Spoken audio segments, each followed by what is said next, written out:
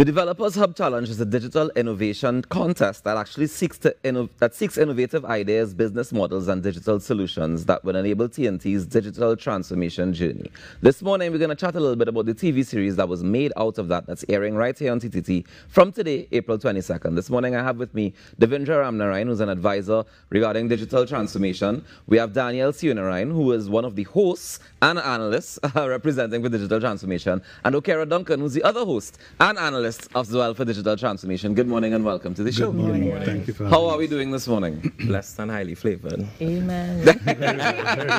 All right, so we reached church one time. I love that. All right, Devindra, let me start with you. Tell us about the Hub Challenge TV series and what does it aim to achieve? So thank you for having us, and thanks to the listening audience. There are many, many reasons for this, and I'll just touch on the two main ones. The first is we need to showcase the tremendous ingenuity, innovation, and capability of our developers. And secondly, we're hoping that we will attract a lot of new developers into our ecosystem. So we're trying to build up a community of developers so we can create a product for export. And this contest is the best way to do that? It's the best way to communicate in a different way to excite people about becoming part of this ecosystem. And why make it into a TV series? To build up a little bit of tension. So what we would have done is we would have had a lot of developers, at least 15 teams, creating solutions on 5 problem areas. Each team has come at the problem in a slightly different way. Okay. We have judged them on a number of criteria, but the pitch is where the ultimate endpoint is, where you'd have come from an idea out of your head, and you'd have produced a product. And now we're giving you a chance to show the world what you're capable of. This artifact will remain for them to show forever as something they would have achieved to this point. So basically what I'm hearing you saying is that we say we have problems that we need to solve, and we're going to use technology to solve those problems, but we want young people to come up with the solutions for themselves. Yes. So we have them come and they pitch. This is how it starts. They come and they pitch their idea, and then we say, all right, we pick out of those for you to then now execute your idea. A little bit further than that. We started with the first call to them. These are the 5 problem areas. We have people who are registered in our Developers Hub, and we got about 50 responses, different groups of people coming up with different ways of solving the problem. We went through that evaluation, and we picked 15 teams. They're either one person or up to about 3 people. Okay. And what they have done now is they've produced a piece of software. And what they're doing now is pitching it to the world, pitching it to a panel of judges, introduced by our young host here. And what we're giving them is an opportunity to win $350,000 to take that idea that they have built out in a piece of software into something that will go into production. So in the end of the day, it's out of their head all the way to a product that's going to be used, in this instance, by government. All right, okay, let me jump across to you. How did the challenge itself contribute to fostering innovation and digital skills right here in TNT? I would say the D-Hub in and of itself is an innovation, and specifically with the challenge, what we would have done is we introduced this concept of GovTech. Right. And for those of you who may be looking on, GovTech is really about a new procurement model between government and private citizens and actors, where we come together, or those parties rather come together to co-create and experiment to create solutions for these different agencies and institutions.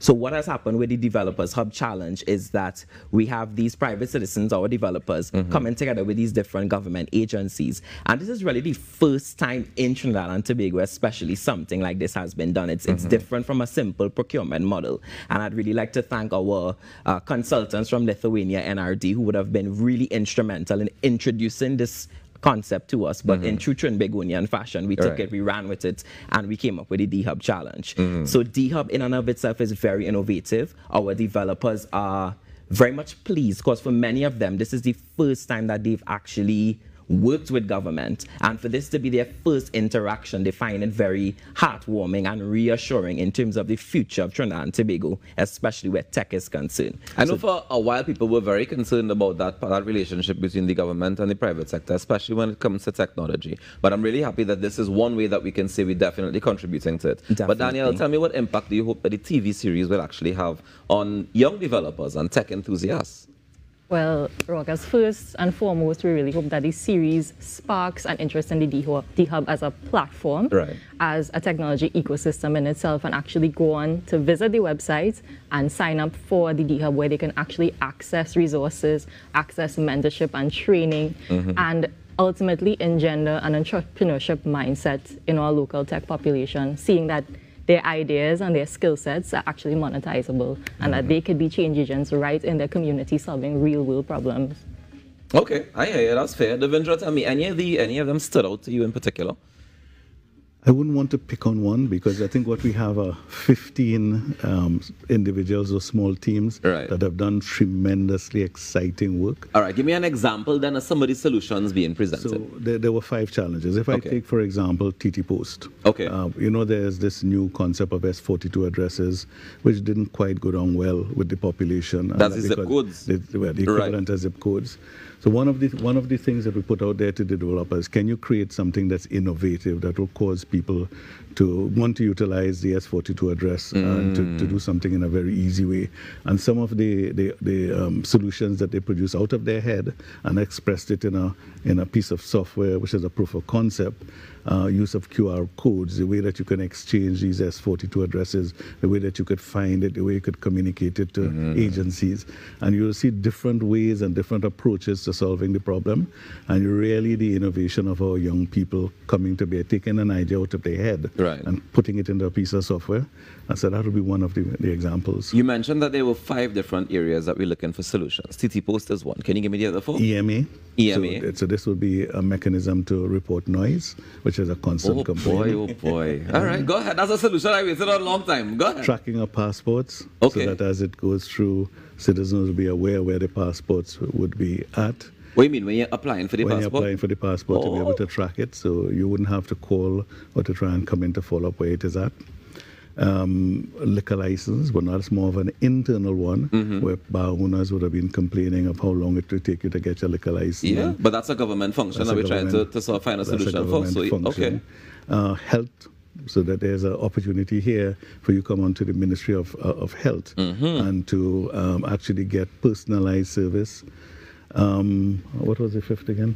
I think your name. That was the 5. That was the 5 there. 5, yeah. But Danielle, tell me, how do you think this will impact the Caribbean in general, like the diaspora? Yeah, that's a big question. I think flowing from what Okera was saying, this series has the potential to change how young people interact with government and how they perceive government as a whole and public service, right? From this stiff and starchy, monolithic, archaic kind of structures to something a lot more innovative, free-flowing, and embracing digital transformation. And going on from that now, this one hits a bit closer to home. I'm a returning scholar. Okera is a returning scholar. Dev was a scholar in his time. It will reduce brain drain. It would reduce brain drain, especially for those scholars that would have studied ICT-based programs, because they now see a place for them in government. Yeah. Do you think that is comparable to what they would be offered elsewhere? I think it's comparable in terms of the impact that they'd be able to have on their home soil. You know? I know that's important, because that impact, having an impact on the ground, really makes a difference, because you feel like you're making a difference, and that contributes a big chunk to your ego for one, but definitely to your sense of home. Exactly. Okera, tell me about the resources that Danielle would have mentioned that's available on the Hub website. I just first like to say D-Hub has been a labor of love. And as it pertains to the D-Hub challenge in specific, I could remember being up until midnight. We had about 50 submissions for the D-Hub challenge. And we were up, our project team, our software developers, internal at the MDT, were up until midnight with people. Had people skating in 10 minutes, like five minutes coming up to the deadline of the challenge, etc. So we really go full on and full throttle in when it comes to supporting our developers. And this is something that they've constantly been saying. We've provided so many different trainings, because especially on the D-Hub platform, they have access to a lot of different trainings. We had trainings provided from NRD who came in and trained them in how to pitch, how to sell their ideas, how to do user research, and very all of these key critical skills, because apart from just the digital skills that we want developers to hone in on and build their craft in coding and software development, we also want to hone in on those softer skills. We want to hone in on being able to pitch to investors, because we want to create entrepreneurs. We want to build the digital economy of Trinidad and Tobago. And in order to do that, we need to equip the software developers to eventually, who knows, we could have a Caribbean, a Trinidadian rather, unicorn, you know, persons who come up with innovative business ideas that could really catapult Trinidad and Tobago into the, So regarding, those facilities, right? Those training facilities especially, are they going to be available after the challenge is done as well? They're available all now. Okay. If you register on the dhub platform, once you're eligible to register, you could go on. There's training programs, and we're constantly always offering new training programs, for example, from Coursera, from Simply Learn, from Linux Foundation, for example. And we have a few coming up very soon with some of our edu partners like UTT, for example. So we have a lot of resources on there. Nice. Danielle, tell me about some of the lessons that you would have learned hosting this dhub challenge. Yeah, well, it was my first time hosting a TV series, so a lot of, you know, late nights, coaching sessions with a producer director, learning how to be on set, how to have a presence on set while at the same time being yourself. That's maybe the biggest take home for me, right? There's an audience for me. Generally, naturally, I'm a bit more of a quiet / introverted style of speaker, but I would have learned that there's an audience for me, just to be myself on set, just as, you know, throwing that out to our developers, there is a problem waiting for your solution, right? No, and that's a very valuable lesson, because yes, everybody does have a place, and it's just for you to find where that place is for you. Devindra, tell me, how do you envision the legacy of the hub extending beyond the challenge, beyond the TV series? Rokas, I wanted to mention something first, though. We actually won in 2023 IDB's Praise Award for Innovation, put us a little bit on the regional stage.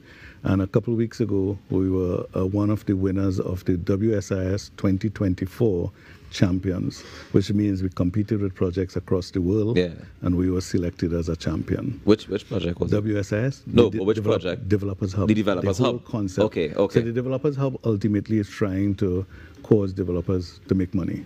If you make money, you could hire people. If you hire people, you start forming small companies. And that's how the economy thrives. That's exactly what we're trying to achieve. So the series is simply there to excite people about the possibilities, to see themselves in the series, and to get excited about becoming part of it. So we do have follow-up things that will happen. We're going to bring in children from the ages of 16 to 18. As Okera would have mentioned, we're bringing in live training from UTT. We are introducing, we think within 6 to 8 months, challenges that are not tied to government necessarily. We're inviting the private sector. And if there are private sector listeners out there, please call us. We want you to sponsor a challenge. And that could be simply do you have a good idea? Can you take it from idea out of your head and produce something that could be sold? And you ultimately will make the money. You will then get an opportunity to hire people and grow into a small company. And then we're expanding the Developers Hub to include other categories of people as well. But that's another phase. Yeah, we'll talk about that phase when we get to that phase. But guys, the really important question that everybody's going to be asking by the end of this week, is there going to be a season 2? For sure. For sure. Yep. I find Okera say it fast, like he doesn't know what happened already.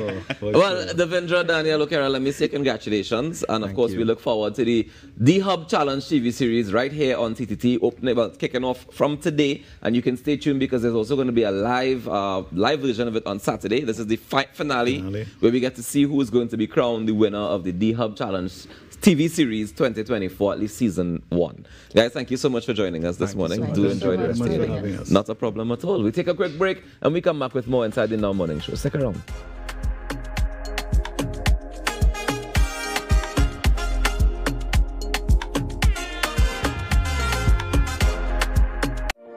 Welcome, developers. Join us for the premiere of the dhub Challenge. Watch as 3 teams vie for an award of $350,000 in the TT Post Challenge. The TT Post suite of applications. How do I get that address ID, as a user? Our top software developers will go head-to-head. The Vibes Limited, Section 31, SK Devs. Join us this Monday at 7:30 p.m. exclusively on TTT. Brought to you by the Ministry of Digital Transformation. To learn more about the Developers Hub and the Developers Hub Challenge, go to dhub.mdt.gov.tt.